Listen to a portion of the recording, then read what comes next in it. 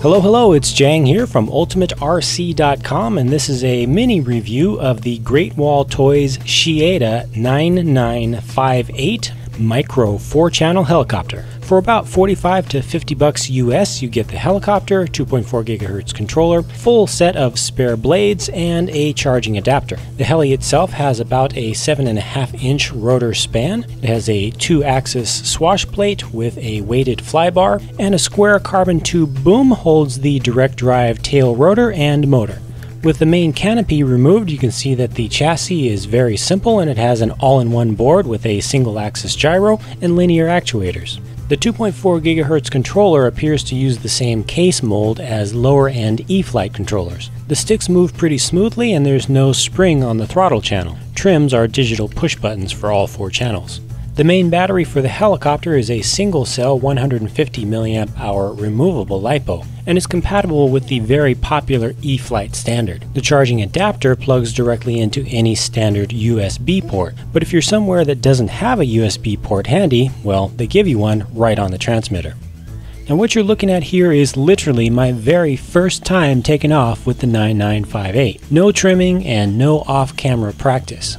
It was immediately apparent that this is a feisty little bugger. Small, slow movements require infinitesimal controller inputs. The controller has a hidden dual rate feature though, and if you just push down on the left stick, you can toggle between expert and beginner modes. In the manual they call them senior and junior flyer modes. On low rates things are much softer and smoother, but the craft reacts so slowly that sometimes it's tough to avoid getting sucked into a wall in a small turbulent airspace like this. Most of this footage is on the high rates. After just a little bit of trimming, I was flying around normally.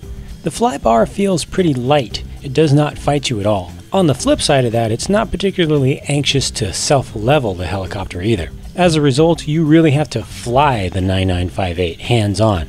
Unless you're in a huge open space, if you get into trouble, you can't just let go of the right stick. The major positive of the underactive flybar is that this helicopter has very little of the dreaded toilet bowl effect. It doesn't tend to go into self-correcting little cycles, and it also doesn't try to pull itself right back from wherever you've flown to.